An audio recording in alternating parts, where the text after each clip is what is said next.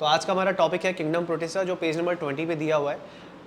यहाँ पर आप एनसीईआरटी में ध्यान से देखो कि लिखा हुआ है all single cell eukaryotes. Kingdom protista में कौन आते हैं? Single cell eukaryote. Single cell eukaryotes का मतलब क्या होता है? यस, जिनका न्यूक्लियस वेल डिफाइन होता है। तो जितने भी हैं ऑल सिंगल सेल यूकैरियोट्स, जितने भी सिंगल सेल यूकैरियोट्स हैं वो सब के सब किस कैटेगरी में आते हैं? प्रोटिस्टा में आते हैं, ऑल सिंगल सेल्ड यूकैरियोट्स। लेकिन एनसीईआरटी कहती है boundaries of this kingdom are not very well defined. लिखा है ना, what may be a protistan to one biologist can be a plant for another. मिला? मतलब एक के लिए प्रोटिस्टा है तो दूसरे के लिए प्लांट भी हो सकता है। मतलब इस किंगडम की बाउंड्रीज वेल डिफाइंड नहीं है। कौन से किंगडम की? प्रोटिस्टा की, क्योंकि प्रोटिस्टा की बाउंड्रीज वेल डिफाइंड नहीं है। इसके अंदर अब आपको क्या मतलब इससे कि बाउंड्रीज वेल डिफाइंड है? आपको बस ये ध्यान देना है कि एनसीईआरटी में 5 कैटेगरी दी है इसके अंदर, तो वो 5 के अलावा कोई और नहीं आता, इसमें ये 5 ही आते हैं। तो आपको एनसीईआरटी को सच मानकर यही पढ़ना है। तो कितनी कैटेगरीज दी है इसके अंदर? 5। पहला क्राइसोफाइट्स, दूसरा डाइनोफ्लैचुलेट्स, फिर यूग्लिनॉइड्स, फिर स्लाइम माउल्ट्स, उसके बाद प्रोटोजोआ। यही 5 ग्रुप दिए, तो बारी बारी से पढ़ते हैं, ठीक है। इसमें सबसे पहला ग्रुप जो हमको पढ़ना है वो है क्राइसोफाइट्स। मिला बुक में? क्राइसोफाइट्स में क्या आ रहा है? CH है, देखो क्राइसोफाइट्स। आपको पता है ना इटाइमोलॉजी क्या है? शब्दों को तोड़ के पढ़ना। बेटा क्राइसो वर्ड जहां पे आता है, क्राइसो, ध्यान रखना, क्राइसो का मतलब होता है गोल्डन। क्या होता है? गोल्डन। और फाइट्स का मतलब क्या होता है? उर्वशी बातें नहीं, फाइट्स का मतलब क्या होता है? प्लांट। तो गोल्डन प्लांट्स को क्या कहते हैं? क्राइसोफाइट्स। अब आप कहोगे सर किंगडम प्लांट थोड़ी पढ़ रहे हैं हम, प्लांट किंगडम थोड़ी पढ़ रहे हैं जो क्राइसोफाइट्स आ गया। एक्चुअली ये जो आज आप पढ़ रहे हो किंगडम प्रोटिस्टा, डिस्कवर होने से पहले इसके जितने भी मेंबर थे वो डिस्कवर हो चुके थे ऑलरेडी। मतलब किंगडम प्रोटिस्टा नहीं बना था, उससे पहले भी इसके मेंबर को दुनिया जानती थी। अमीबा के बारे में सबको पता था, इनके बारे में भी सबको पता था। तो इनको रखते किस में थे पहले? जब 2 किंगडम क्लासिफिकेशन था तब प्रोटिस्टा के मेंबर्स को रखते थे प्लांट किंगडम में। किस में रखते थे? और तब का नाम पड़ा हुआ है। और आपको पता है किसी का एक बार नाम पड़ जाए तो वही चलता रहता है, फिर चाहे नाम का मतलब रहे या ना रहे। अब जैसे दरियागंज नाम पड़ा है, दरियागंज में कोई दरिया है? चांदनी चौक में कोई चांदनी है? मजनू के टीले पे तो ना तो मजनू बचा है ना टीला, तो सिर्फ नाम रह गया। तो ऐसी चीज़ें जिनका सिर्फ नाम है, अर्थ नहीं बचा, मीनिंग नहीं है। तो वैसा ही एक नाम है क्राइसोफाइट। ये पुराना नाम है ना, हालांकि आपको पता है ये आता प्रोटिस्टा में है, लेकिन इसका शब्द का अर्थ क्या है? Golden plants. But they are not plants.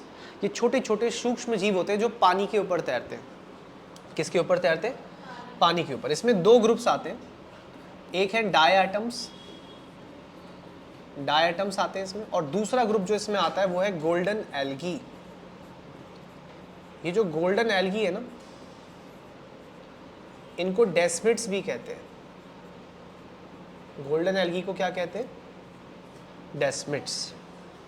NCERT ने गोल्डन एल्गी के बारे में ज़्यादा नहीं दे रखा, लेकिन डायटम्स के बारे में बता रखा है। एनसीईआरटी ने बोला कि डायटम्स जो होते हैं वो पानी की सतह पर तैरते रहते हैं, ऐसे ये passively float on the water surface. तो जैसे पानी है तो पानी के सरफेस पे ऐसे छोटे छोटे छोटे छोटे ये डायटम्स तैरते रहते हैं। तो ये जो ग्रीन कलर के आपको छोटे छोटे दिख रहे हैं पानी के ऊपर तैरते रहते हैं, इनका नाम है क्या? डायटम्स। तो ये जो डायटम्स पानी के सरफेस पर तैर रहे हैं, ये अपना गुजारा कैसे करते हैं, खाना कैसे बनाते हैं? इनके ऊपर पड़ती है लाइट, सनलाइट। ये उस सनलाइट से फोटोसिंथेसिस करते हैं। क्या करते हैं? हाँ, तो सनलाइट से इनका गुजारा होता है। अब फोटोसिंथेसिस करते हैं यानी कि डायटम्स क्या है? फोटो ऑटोट्रॉफ, अपना खाना खुद बनाते हैं, और डायटम्स पानी के ऊपर तैरते हैं। ये बात बुक में लिखी हुई है कि डायटम पानी के ऊपर तैरते रहते हैं, लिखा हुआ है ना। अच्छा, डायटम्स को खाती है छोटी मछलियाँ, जो बहुत ही छोटे आकार की मछलियाँ होती है ना, वो खाती है इनको। आपने सुना होगा ना मछलियाँ प्लैंक्टन्स खाती हैं, वो प्लैंक्टन्स यही होते हैं, छोटे छोटे डायटम्स।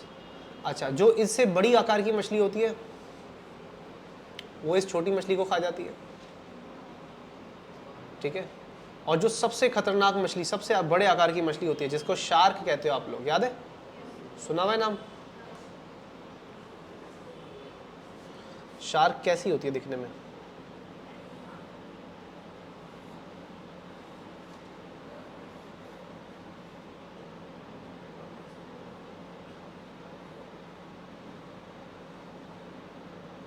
कुछ ऐसी होती है शायद, देखना ऐसी होती है शार्क। तो शार्क क्या करती है, अपने से भी छोटे आकार की मछलियों को खा जाती है। तो ये जो आप देख रहे हो बेटा, ये एक फूड चेन है। क्या है? डायटम को किसने खाया? Small fish. स्मॉल को किसने खाया? Large fish. और लार्ज को किसने खाया? शार्क ने, वेरी लार्ज फिश। तो ये आप जो देख रहे हो, ये पानी के अंदर चलने वाली एक एक्वेटिक, तो इस एक्वेटिक फूड चेन में प्रोड्यूसर कौन है? खाना कौन पैदा कर रहा है? डायटम्स पैदा कर रहे हैं। इसका मतलब समुद्र में मौजूद हर जीव डायरेक्टली इनडायरेक्टली, चाहे वो छोटा है या बड़ा, सब डायरेक्टली और इनडायरेक्टली किस पे डिपेंड कर रहे हैं? तो हम डायटम्स को कहेंगे chief producers of the ocean. देखो किताब में यही लिखा होगा, diatoms are chief producers of the ocean, यही लिखा है। क्या लिखा है? Diatoms are chief producers of the ocean. क्यों लिखा है चीफ प्रोड्यूसर्स? क्योंकि डायरेक्टली और इनडायरेक्टली सब खाना किससे प्राप्त कर रहे हैं? डायटम से। और डायटम खाना कैसे क्रिएट कर रहे हैं? फोटोसिंथेसिस से। और फोटोसिंथेसिस किससे होता है? सनलाइट से। आ रहा है समझ में? तो इसका मतलब समुद्र में जो भी है, चाहे वो छोटे आकार की मछली है, बड़े आकार की, सब डायरेक्टली इनडायरेक्टली किस पे डिपेंड होते हैं? डायटम्स पे। क्लियर? अब अगर ये डायटम कल को मर गए, मान लो ये मर गए, तो डायटम की जो लाशें होती हैं उनकी एक लेयर बन जाएगी नीचे समुद्र में। ये किसकी लाशों की लेयर है? डायटम्स की। तो डायटम जब मर जाते हैं तो उनकी लाशें नीचे गिर जाती हैं, समुद्र के एकदम नीचे चली जाती हैं। डायटम्स की लाशों से बनी इस लेयर को कहते हैं डायएटोमीशियस अर्थ। एनसीईआरटी में लिखा हुआ है, क्या कहते हैं? डायएटोमीशियस अर्थ। क्यों बनती है डायएटोमीशियस अर्थ? क्योंकि डायएटम्स के बाहर सिलिका होता है। क्या होता है? और सिलिका सड़ता नहीं है, वो जमा होता रहता है। तो जैसे डायटम मरा, उसकी डेड बॉडी नीचे, दूसरा मरा, उसकी डेड बॉडी, ऐसे करते करते एक लेयर बन गई। उस लेयर का नाम क्या है? डायएटोमीशियस अर्थ। और बच्चों इसी डायएटोमीशियस अर्थ को ना डायएटोमाइट कहते हैं। क्या कहते हैं? डायएटोमाइट। ठीक है, थोड़ा जोर से बोला करो। क्या कहते हैं? डायएटोमाइट। डायएटोमीशियस अर्थ का दूसरा नाम होता है डायएटोमाइट। ये ना बदरपुर जैसी होती है, जैसे कंस्ट्रक्शन मटेरियल देखा आपने, बदरपुर वगैरह आता है रेते के साथ, कैसा होता है? उस पर अगर आप फिसल जाओ तो खिस जाएगी स्किन आपकी, यानी वो बजरीदार होता है, कंकड़ पत्थर होते हैं उसमें छोटे छोटे, उसको बोलते हैं ग्रिटी। क्या बोलते हैं? तो एनसीईआरटी में लिखा है कि जो डायएटोमीशियस अर्थ होती है ग्रिटी होती है। कैसी होती है? जब हम घर पे मार्बल लगाते हैं, पत्थर लगाते हैं, तो उसकी घिसाई करवाते हैं ना, तो यार पत्थर को घिसना आसान बात है, कपड़े से तो नहीं घिस सकते। तो पत्थर को उससे घिसा जाएगा जो पत्थर से भी हार्ड हो, तो वो कौन है? डायएटोमीशियस अर्थ। यानी मार्बल फ्लोरिंग कराने के बाद मार्बल की जो घिसाई करता है वो कारीगर, वो मशीन के नीचे जो गिट्टी लगाता है जिसके घूमने से मार्बल घिस जाता है, वो किसकी बनी होती है बेटा? डायएटोमीशियस अर्थ। इसीलिए एनसीईआरटी में लिखा है कि they are used in polishing. लिखा है ना, पॉलिशिंग मतलब किसी चीज़ को घिस घिस कर चमकाना। मिला? अच्छा, पॉलिशिंग तो एक काम है, लेकिन जैसे कोई सिरप है, कप सिरप है या कोई ऑयल है, उसको छानने की भी काम आता है। तो क्या लिखा है? They are used in polishing, filtration of oils and syrups. मिला? तो डायएटोमीशियस अर्थ क्या क्या काम आ रही है? पॉलिशिंग के काम आ रही है, फिल्ट्रेशन के काम आ रही है, और सिरप को फिल्टर करने के लिए, है ना। पॉलिशिंग ऑफ मतलब पॉलिश करने के काम आ रही है, फिल्ट्रेशन के काम आ रही है। ठीक है, कौन सी अर्थ काम आ रही है बेटा? डायएटोमीशियस अर्थ। अब मैं तुम्हें बताता हूँ कैसे काम आता है। देखो, कल को ये डायटम मतलब समझो मर गया, ठीक है, डायएटम बॉडी नीचे जमा हो गई। जमा होने को क्या बोलते हैं? डिपॉजिट। जमा होने को क्या बोलते हैं? तो डायएटम की बॉडी नीचे जाके बैठ गई, डिपॉजिट हो गई, तो उसे बार बार डिपॉजिट होने से एक लेयर बन जाएगी, और उस लेयर को क्या कहेंगे? डायएटोमीशियस अर्थ। अब मैं डायएटम की बॉडी बना के दिखा रहा हूँ। देखो, डायएटम की जो बॉडी होती है, इनका जो शरीर होता है वो 2 शेल्स का बना होता है, 2 छिलकों का बना होता है, ऐसा शरीर होता है। डायएटम का शरीर कुछ ऐसा होता है। एनसीईआरटी में लिखा है सोप बॉक्स, साबुन के डब्बे जैसा। लिखा है ना, इनकी बॉडी सोप बॉक्स जैसी होती है। इसमें दो थिन ओवरलैपिंग शेल होते हैं। शेल का मतलब क्या होता है? छिलका। एक होता है आउटर शेल, देखो बुक में लिखा है ना, टू थिन ओवरलैपिंग शेल, एक हो गया आउटर शेल और एक हो गया इनर शेल। बेटा शेल का मतलब क्या होता है? कवर। और ये दोनों शेल, एनसीईआरटी कह रही है, दोनों शेल सिलिका के बने होते हैं। किसके बने होते हैं बेटा? सिलिका के बने होते हैं। आउटर शेल भी और इनर शेल दोनों किसके बने होते हैं? अच्छा, रेत देखिए तुमने, रेत में आपको चमकदार ऐसे पार्टिकल्स दिखते होंगे चमकते हुए, वो सिलिका होता है। क्या होता है वो? वही सिलिका इनके ऊपर है। और तुमने मछली भी देखी होगी, मछली अगर कोई पास से देखिए हाथ में लेके तो उसमें चमक होती है चांदी जैसी, तो वो चांदी जैसी चमक चांदी से नहीं होती, सिलिका से होती है। किससे? और मछली के पास वो सिलिका कहाँ से आया? एक्चुअली मछली खाती है ना, इनको खाती है डायटम्स को, तो उसके अंदर भी वही चमक आ जाती है जो किस में होती है? सिलिका में। तो ये जो आप देख रहे हो ये सिर्फ बाहर बाहर का आप खोल देख रहे हो, बाहर बाहर का खोल है। अंदर इसके एक जिंदा सेल होती है, एक लिविंग सेल होगी इसके अंदर, जो अपना खाना बनाएगी। क्या करके? फोटोसिंथेसिस। तो ये एक लिविंग सेल है, ये उस सेल का न्यूक्लियस, ठीक है, फिर उस सेल का साइटोप्लाज्म। और फोटोसिंथेसिस करने के लिए सेल के पास क्या होते हैं? पिगमेंट्स होते हैं।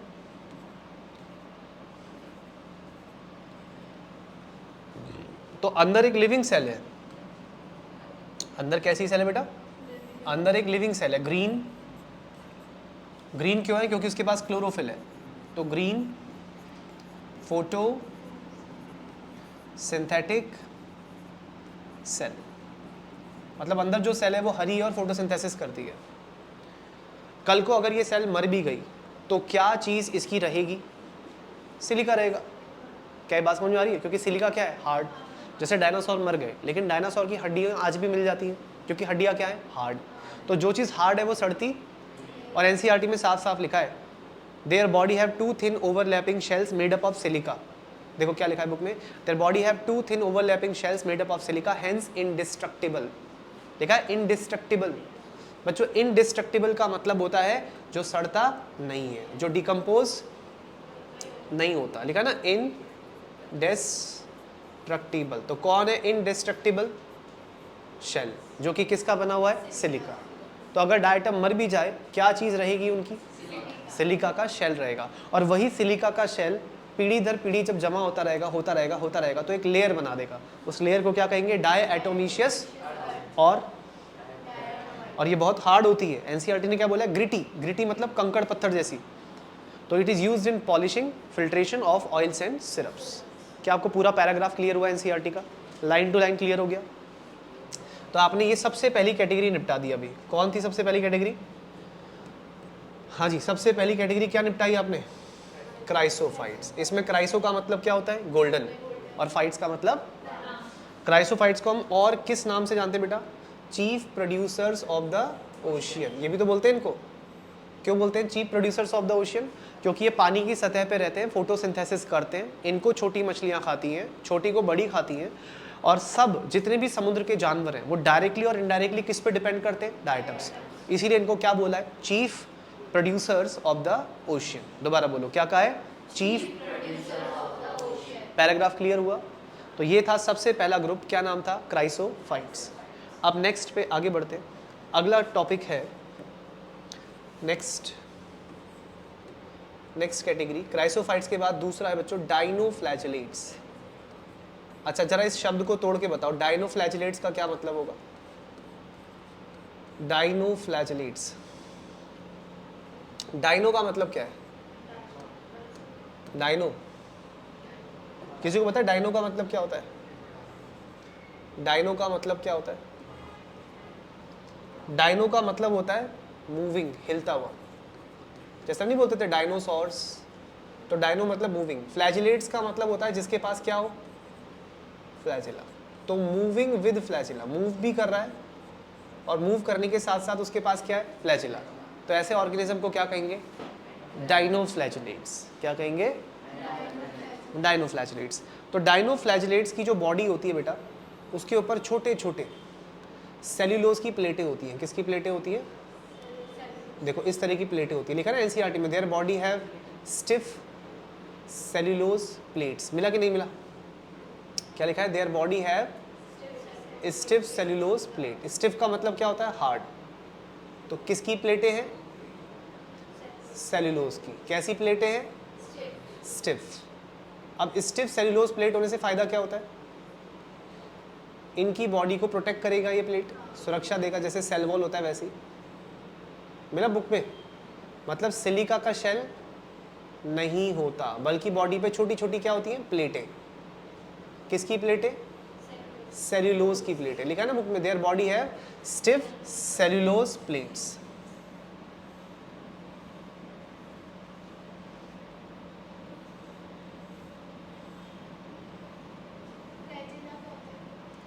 फ्लैजिला एक धागा होता है, जैसे स्पर्म पड़ा अपने ह्यूमन स्पर्म, वो कैसे स्विम करता है? फ्लैजिला की मदद से। फ्लैजिला एक छोटा धागा होता है जो सेल को मूव करने में हेल्प करता है। इनकी बॉडी पे ऐसी छोटी छोटी प्लेटें होती हैं, और ये सारी प्लेटें बनी होती हैं किसकी? सिलिका नहीं, सेल्यूलोज की। There body have stiff cellulose plate. सारी की सारी प्लेटें सेल्यूलोज की बनी हुई है।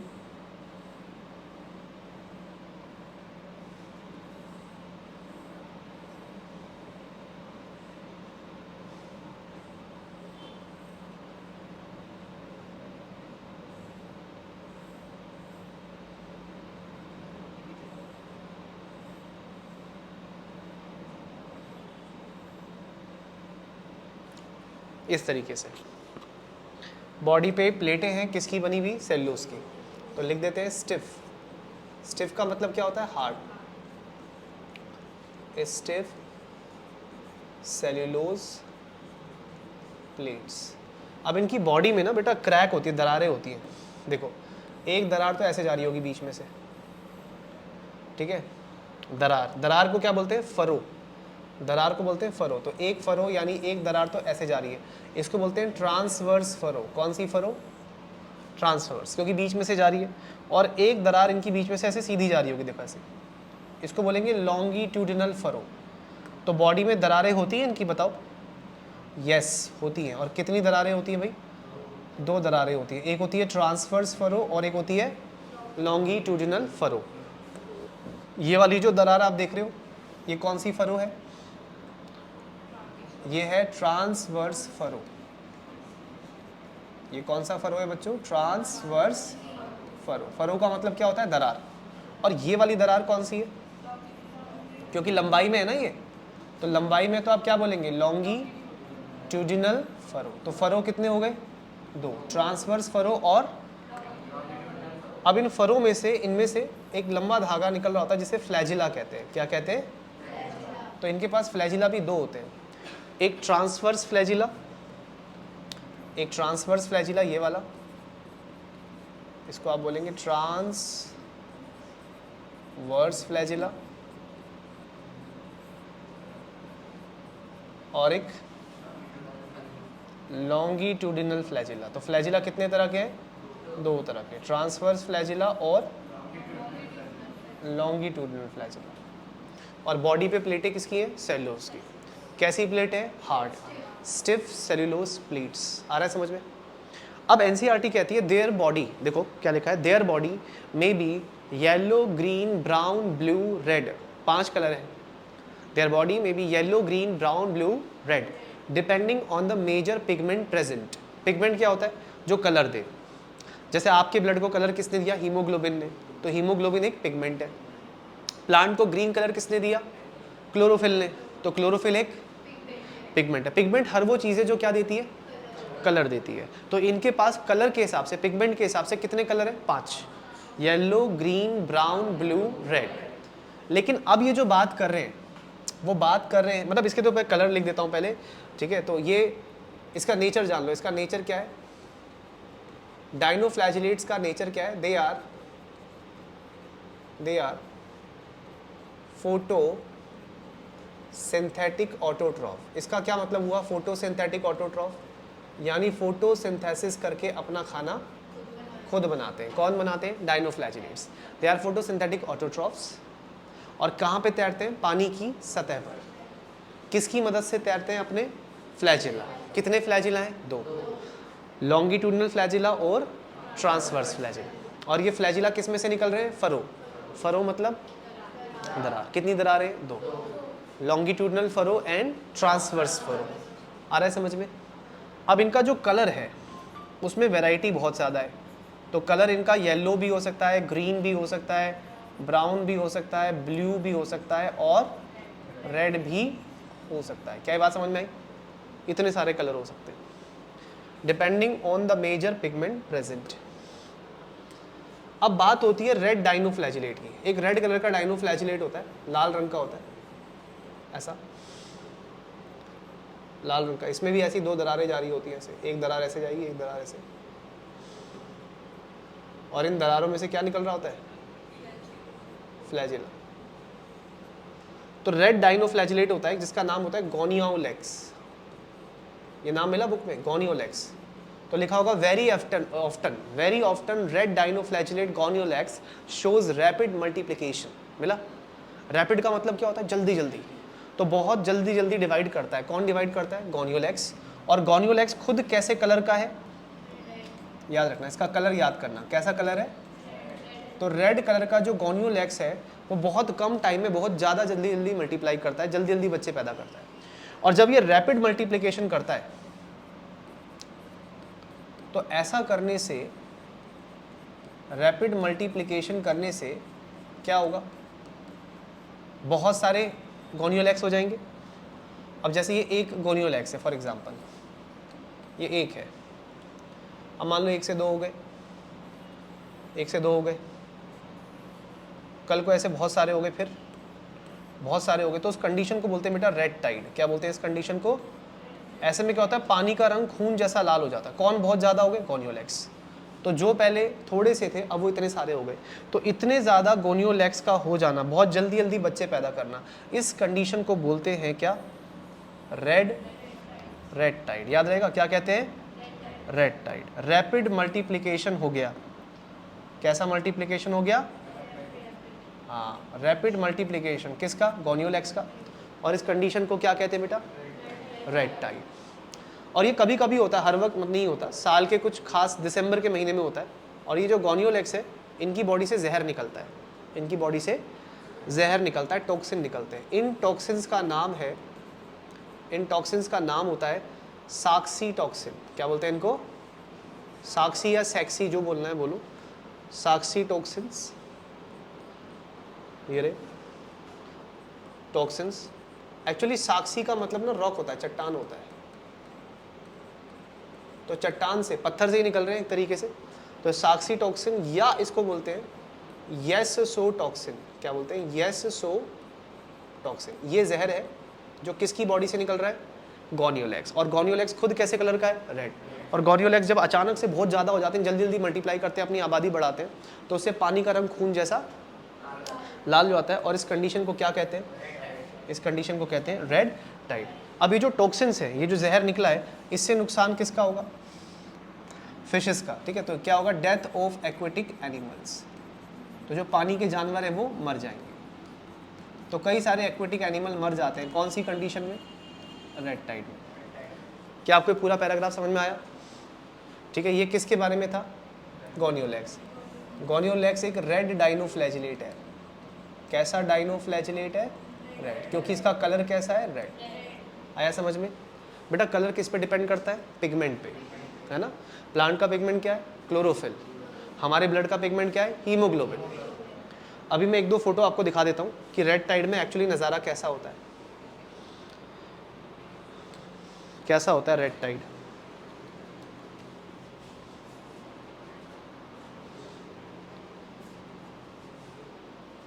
देखिए, रेड टाइड में पानी का रंग खून जैसा लाल हो जाता है। ये देख रहे हैं आप, पानी का रंग कैसा हो गया? ब्लड जैसा, खून जैसा लाल हो गया। और ये छोटे, ये ऐसा नहीं कि पूरा समुद्र लाल होता है, समुद्र का एक हिस्सा लाल हो जाता है। और ये खून जैसा लाल किसकी वजह से हुआ है? गोनियोलेक्स। गोनियोलेक्स के बहुत ज़्यादा रिप्रोड्यूस करने से, जल्दी जल्दी मल्टीप्लाई करने से। और इससे नुकसान किसका होता है बेटा? फिशेस का। मछलियों की मौत हो जाती है। देखो इतनी सारी मछलियाँ मर गई। ये मछलियाँ किसकी वजह से मर गई? रेड टाइड की वजह से, है ना, क्योंकि पानी में जहर आ गया था। This condition is called red tide. और ये किसके ओवर मल्टीप्लिकेशन से होता है? गोनियोलेक्स। इससे हो गई डेथ ऑफ फिशेस, क्योंकि रेड टाइड से निकलते हैं क्या, टॉक्सिन्स। टॉक्सिन का मतलब क्या होता है, जहर, जो क्या करवा देता है बेटा, डेथ ऑफ। आया समझ में? पूरा पैराग्राफ क्लियर है? अगले टॉपिक पे बढ़े।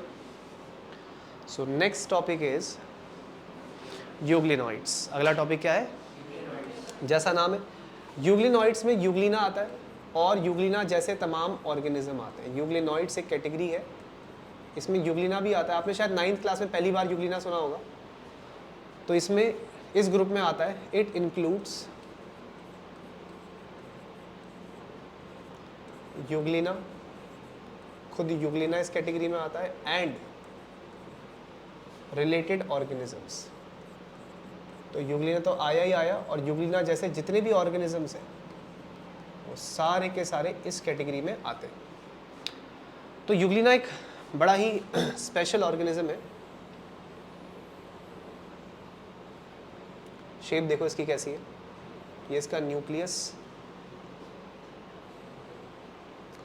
और ये इसकी बॉडी,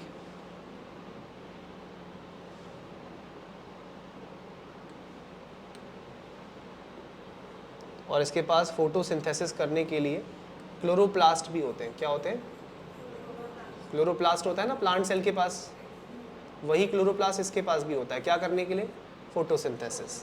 और इनके पास दो दो फ्लैजिला होते हैं बेटा, एक नहीं बल्कि कितने फ्लैजिला होते हैं, दो। फ्लैजिला क्या होता है, एक धागा होता है ऐसे लंबा सा, और धागे की मदद से ही अपने आप को मूव कर सकते हैं। तो एक छोटा फ्लैजिला होता है और एक बड़ा फ्लैजिला होता है, और बीच में ये जो दिख रहा है आपको इनका अलग से, ये न्यूक्लियस होता है। तो एक न्यूक्लियस है, लेकिन इनके पास ना सेल वॉल नहीं होता। क्या नहीं होता, सेल वॉल। ऊपर आपको एक छोटा सा गड्ढा जो दिख रहा है यहाँ पे, ये छोटा सा गड्ढा जो दिख रहा है, ये एक्चुअली इनके मुंह का काम कर रहा है। ठीक है, तो इसे बोलते हैं हम लोग फूड, खाने के लिए है ये फूड वैक्यूल। कौन सा वैक्यूल कह देते हैं इसको, फूड वैक्यूल, या फिर इसको सीधा इसका यूग्लिना का माउथ भी कह सकते हैं। क्या कह सकते हैं, यूग्लिना का, ये खाना जो खाएगा यहीं से खाएगा। ठीक है, अच्छा, इसके पास दो फ्लैजिला होते हैं, एक होता है शॉर्ट फ्लैजिला,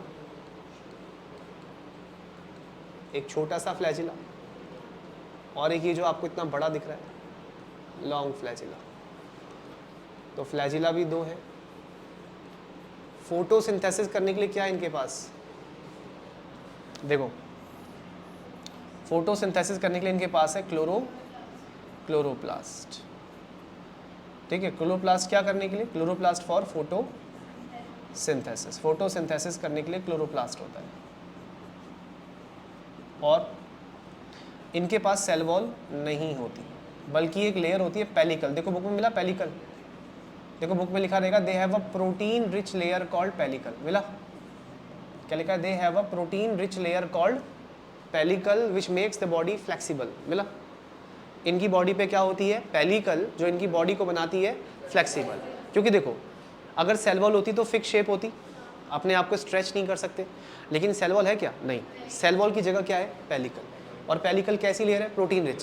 तो यूग्लिना चाहे तो अपने आप को फैला भी सकता है और श्रिंक भी कर सकता है, क्योंकि इसके ऊपर कौन सी लेयर है, पेलिकल। अच्छा, यूग्लिना के पास न्यूक्लियस होता है क्या, बिल्कुल होता है, और एक ही न्यूक्लियस है। ठीक है, यानी यूकैरियोट। तो यूग्लिना के पास होता है क्या, न्यूक्लियस। ओके, और यूग्लिना के पास फोटोसिंथेसिस करने के लिए क्या होता है, क्लोरोप्लास्ट। ऊपर वो छोटा सा गड्ढा जो दिख रहा है उसे क्या कहेंगे, फूड वैक्यूल, और दो बड़े बड़े क्या होते हैं, फ्लैजिला। आया समझ में? अब यूग्लिना के साथ स्पेशल बात यह है कि यूग्लिना का होता है mixotrophic mode of nutrition. Euglena है मिक्सोट्रॉफिक। आपने ऑटोट्रॉफिक सुना होगा, हेट्रोट्रॉफिक सुना होगा, लेकिन मिक्सोट्रॉफिक नया है। तो यूग्लिना का होता है मिक्सोट्रॉफिक मोड ऑफ न्यूट्रिशन। इसका क्या मतलब है, मिक्सोट्रॉफिक मोड ऑफ न्यूट्रिशन? इसका मतलब है जब डे टाइम होता है, दिन का टाइम होता है, यानी कि सनलाइट अवेलेबल होती है। ठीक है, in the presence of sunlight. तो जब सनलाइट होगी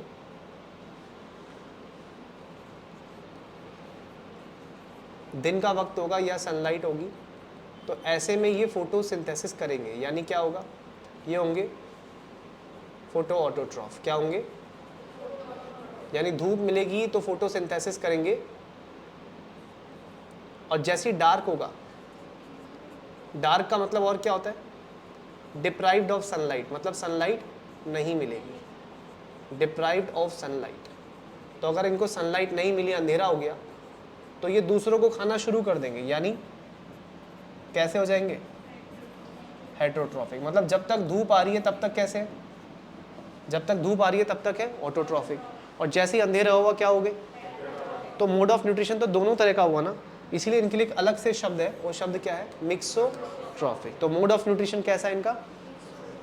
दिन में ऑटोट्रॉफिक और रात में हेटरोट्रॉफिक। तो हम बोलेंगे यूग्लिना का मोड ऑफ न्यूट्रिशन होता है मिक्सोट्रॉफिक। यूग्लिना फ्लेक्सिबल होते हैं? हाँ बिल्कुल होते हैं, क्योंकि इनके ऊपर एक प्रोटीन रिच लेयर होती है जिसे क्या कहते हैं? Pellicle, which makes their body flexible. इनकी बॉडी को क्या बना देता है? बताओ, एनसीईआरटी समझ में आ रही है पूरी अच्छे से? अब आगे देखते हैं आखिर यूग्लिना पाया कहाँ जाता है।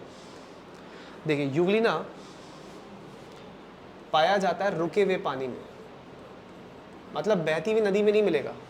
जैसे कुएं का पानी है, कुएं का पानी रुका हुआ होता है, तालाब का पानी रुका हुआ होता है, या किसी पुराने टैंक का पानी जिसकी सफाई नहीं की गई बहुत टाइम से, ऐसे रुके हुए पानी में मिलता है। तो यूग्लिना इज फाउंड इन, ये पाया जाता है इन स्टैग्नेंट फ्रेश वाटर। अब आप सोचोगे सर रुका हुआ पानी ताज़ा कैसे हो सकता है? तो बेटा फ्रेश जो ये बोला है यहाँ पे, ये on the basis of salt बोला है, नमक के हिसाब से। नमक होता है ज़्यादा तो बोलते हैं ना मरीन वाटर, खारा पानी, या खारे पानी को और क्या बोलते हैं? हार्ड वाटर, जो ज़मीन से निकलता है खारा पानी। लेकिन जो पीने लायक पानी होता है, मीठा पानी या सॉफ्ट वाटर, या हम बोल सकते हैं फ्रेश वाटर। तो याद रखिए फ्रेश का मतलब यहाँ पे ताज़ा होने से नहीं है, यहाँ पे फ्रेश का मतलब है कि इसमें नमक नहीं है। क्या नहीं है? तो जिस पानी में नमक कम होता है, बहुत ही कम होता है, जैसे नदी का पानी, तालाब का पानी, नमक होता है लेकिन बहुत कम। जैसे आप पानी की बॉटल खरीदते हो, एक्वाफिना, बिस्लेरी, क्या लिखा रहता है उस पर? वाटर की मिनरल वाटर। तो मिनरल्स तो होते हैं ना, थोड़ा बहुत मिनरल तो होता है, लेकिन वो मिनरल अगर बहुत ज़्यादा है तो ऐसा पानी समुद्र का पानी होता है, मरीन वाटर। मिनरल उससे थोड़े कम है तो वो ज़मीन का खारा पानी हो सकता है, जो अंडरग्राउंड वाटर निकलता है। और बिल्कुल ही मिनरल बहुत कम है तो वो फ्रेश वाटर होता है। तो फ्रेश वाटर आपको कहाँ मिलेगा? नदी में, तालाब में, कुएं में। लेकिन नदी में यूग्लिना नहीं मिलेगा, क्योंकि नदी का पानी कैसा है? बहता हुआ। यूग्लिना आपको मिलेगा स्टैग्नेंट फ्रेश वाटर में। कैसे वाटर में? Stagnant fresh water. यहाँ पे स्टैग्नेंट का मतलब क्या है? रुका हुआ। आया समझ में? तो Euglena is found in stagnant fresh water. अच्छा, एक और मोशन होता है, इसको बोलते हैं शेप चेंजिंग मोशन। यूग्लिना पानी के ऊपर डांस करता रहता है, इसको बोलते हैं shape changing motion of Euglena. तो यूग्लिना का जो शेप चेंजिंग मोशन होता है उसको कहते हैं मेटाबॉली। क्या कहते हैं? मेटाबॉली। ये क्या चीज़ होती है metaboly? Metaboly is shape changing motion of Euglena. Euglena पानी के ऊपर थिरकता रहता है, इधर से उधर भागता रहता है, तो उसकी इस चाल को, उसके इस मोशन को क्या कहते हैं? मेटाबॉली। ओके। और यूग्लिना मल्टीप्लाई कैसे करता है? बच्चे कैसे पैदा करता है? Euglena multiply by longitudinal binary fission. कौन सा बाइनरी फिशन? लॉन्गिट्यूडिनल।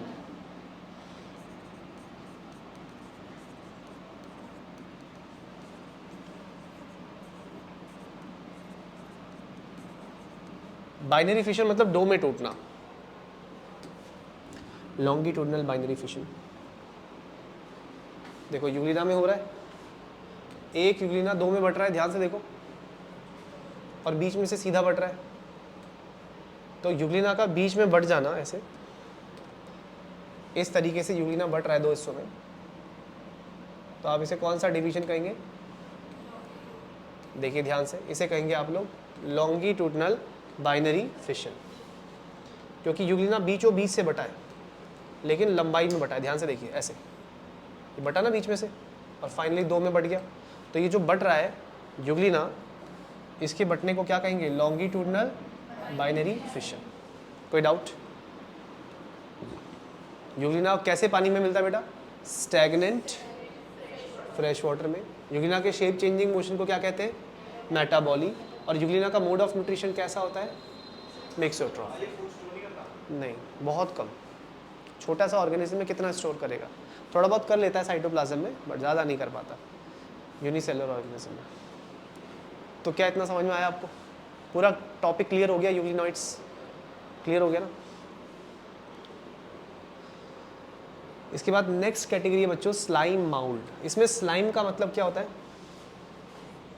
गीला और चिपचिपा। स्लाइम का मतलब होता है गीला और माउल्ड का मतलब क्या होता है? माउल्ड का मतलब होता है फंगस। तो स्लाइम माउल्ड जो होता है वो एक जोड़ने वाली कड़ी है।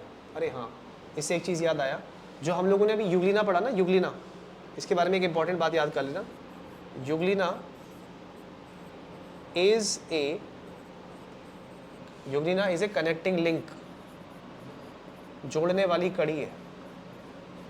किसके बीच में? Connecting link between plants and animal, क्योंकि इसमें प्लांट के भी गुण हैं, प्लांट के तो गुण हैं ही, और किसके गुण हैं?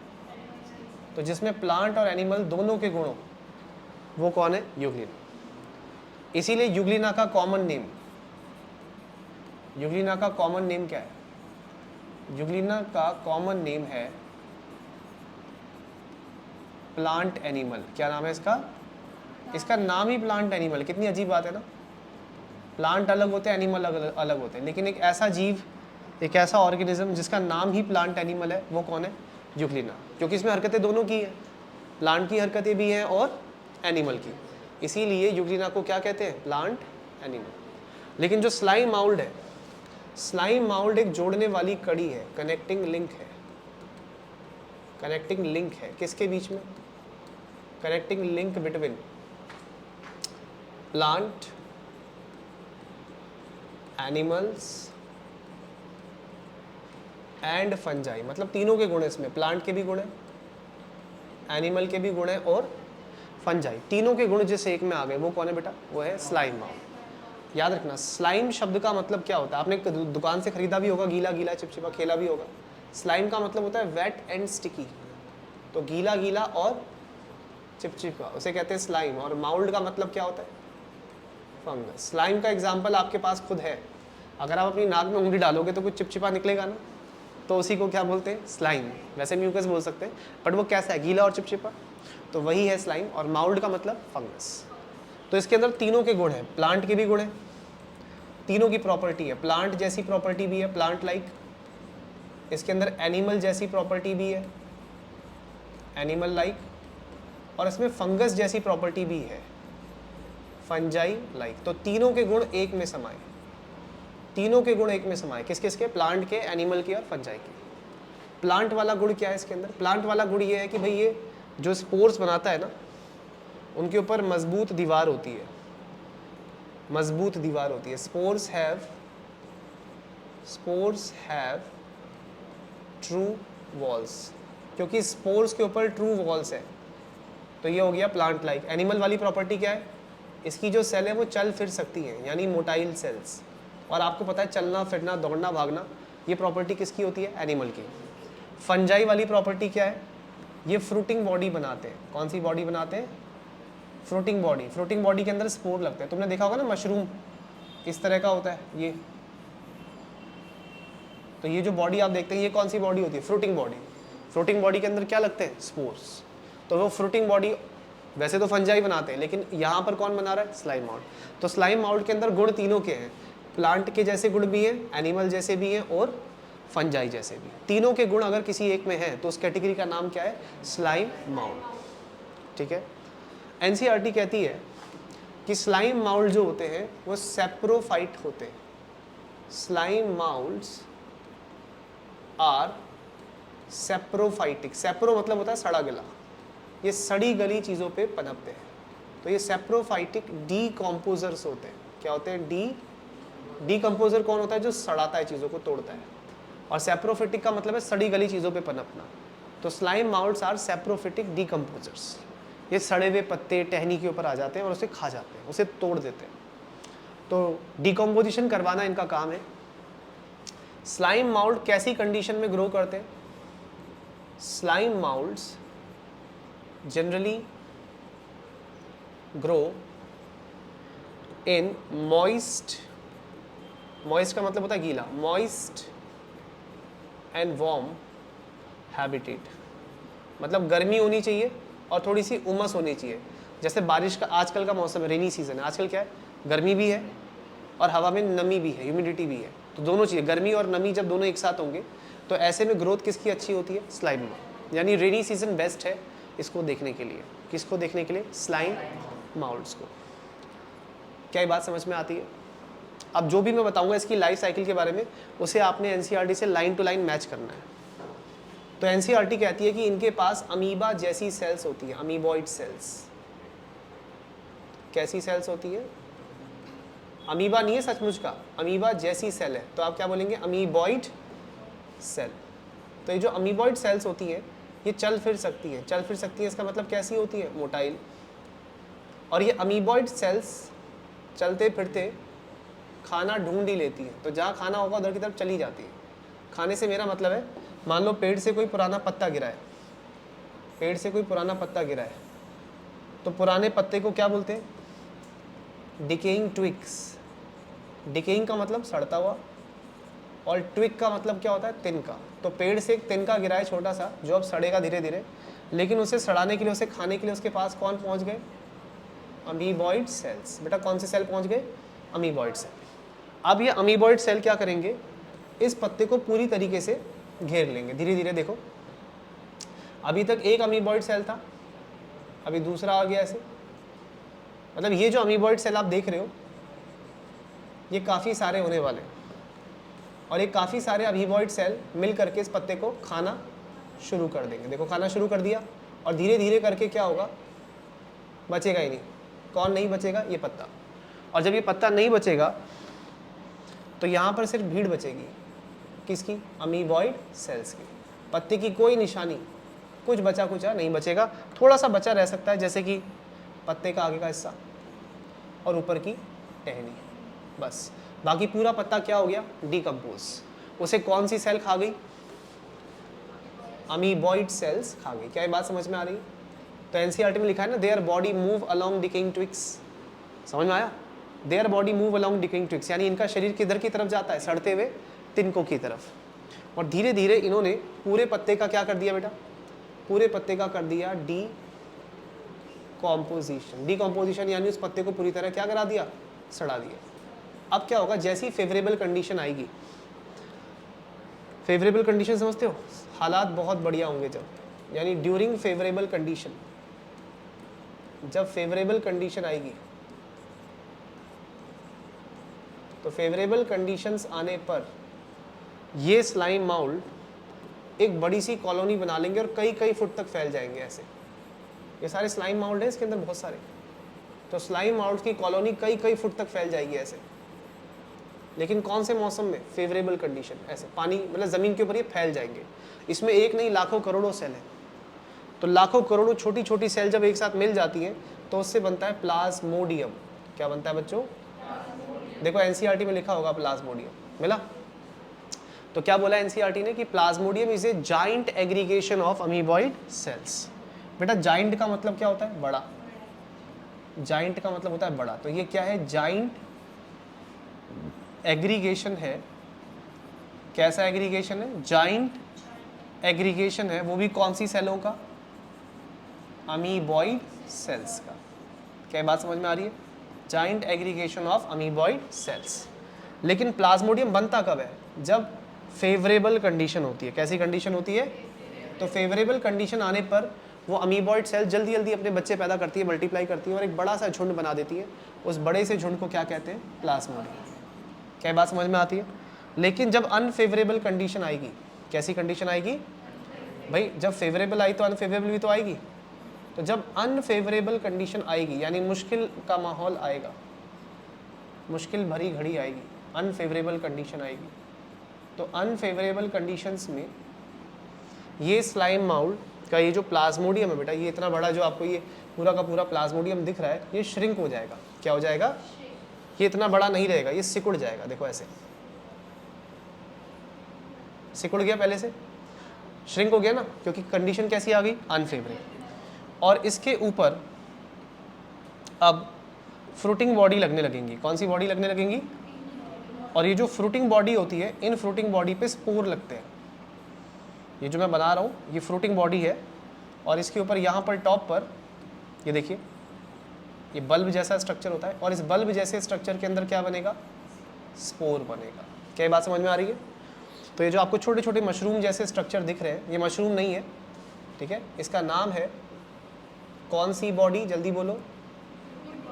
और मैंने आपको बोला था कि हम जो कैटेगरी पढ़ रहे हैं स्लाइम माउल्ड, इसमें तीनों के गुण हैं, एनिमल के भी, प्लांट के भी। देखो एनिमल वाला गुण क्या देखा आपने कि मोटाइल सेल है, सेल चल सकती है। फंजाई वाला गुण क्या देखा आपने, फ्लोटिंग बॉडी बना दी, छोटे छोटे मशरूम जैसे। तो अब ये जो छोटे छोटे आपको दिख रहे हैं स्ट्रक्चर्स, क्या इनके अंदर स्पोर बनते हैं? हाँ बिल्कुल, इनके अंदर बनते हैं स्पोर्स। और जब ये स्पोर यहाँ से निकलेंगे, बाहर निकलेंगे, ये देखिए स्पोर हवा में निकल गए, तो स्पोर रिलीज करने को स्पोरुलेशन कहते हैं। क्या कहते हैं? हाँ, तो यहाँ पे क्या हो रहा है, स्पोर्स रिलीज्ड। स्पोर क्या हो रहे हैं बेटा, रिलीज। तो स्पोर जो रिलीज हो रहे हैं, ये जहाँ जाके गिरेंगे, वहाँ जहाँ पानी मिलेगा वहाँ जाके, पानी जैसी मिलेगा स्पोर को। अभी ये स्पोर थोड़ा सा मैं बड़ा दिखा देता हूँ, स्पोर अभी तो छोटे छोटे दिखा रखे। मान लो ये है स्पोर, ये स्पोर है। तो स्पोर को जहाँ पानी मिलेगा बेटा, वहाँ जाके इस स्पोर्स का क्या होगा, जर्मिनेशन। पानी मिलेगा तो क्या होगा, और जर्मिनेशन होगा तो फिर से वही सेल बन जाएगी। कौन सी सेल? अमीबॉइड सेल, जो बिल्कुल दिखने में अमीबा की तरह होती है। इस सेल को क्या बोलते हैं? Amoeboid cell. क्या ये सचमुच का अमीबा है? नहीं, ये बस अमीबा जैसी दिखने वाली सेल है। तो अमीबा जैसी दिखने वाली सेल फिर एक जगह पे बैठेगी या आगे बढ़ेगी? आगे बढ़ेगी। बेटा किसकी तरफ आगे बढ़ेगी? Decaying twigs. और डिकेइंग ट्विग्स को खा के उनका क्या करेगी? डिकम्पोजिशन। और फेवरेबल कंडीशन में यही अमीबॉइड सेल बहुत ज़्यादा हो जाएंगी। तो कुल मिलाकर हमने जिस पॉइंट से स्टार्ट किया था हम वापस वहीं आ गए। तो बेटा ये क्या है, पूरी एक लाइफ साइकिल है। साइकिल समझ गए ना, जिस पॉइंट से स्टार्ट किया वहीं पे आ गए। और ये लाइफ साइकिल किसकी है बच्चों? स्लाइम माउल्ड की। आया समझ में? किसकी लाइफ साइकिल है ये? स्लाइम माउल्ड की। आपने जिस पॉइंट से स्टार्ट किया वापस वहीं पे आ गए। और स्लाइम माउल्ड कैसे होते हैं, नेचर क्या होता है इनका? इनका नेचर होता है सेप्रोफिटिक डीकम्पोजर। सेप्रोफाइट मतलब सड़ी गली चीज़ें, डीकम्पोजर मतलब उसे तोड़ने वाले। तो ये सड़ी गली चीज़ों को तोड़ते हैं, उनका डीकम्पोजिशन करते हैं, ठीक है। और कौन से मौसम में ज़्यादा अच्छे से पनपते हैं स्लाइम माउल्ड्स? बरसात के मौसम में, यानी वार्म एंड ह्यूमिड कंडीशंस। क्या इतना समझ में आया? तो आज के लिए इतना ही रखें, बाकी का नेक्स्ट क्लास में। Thank you.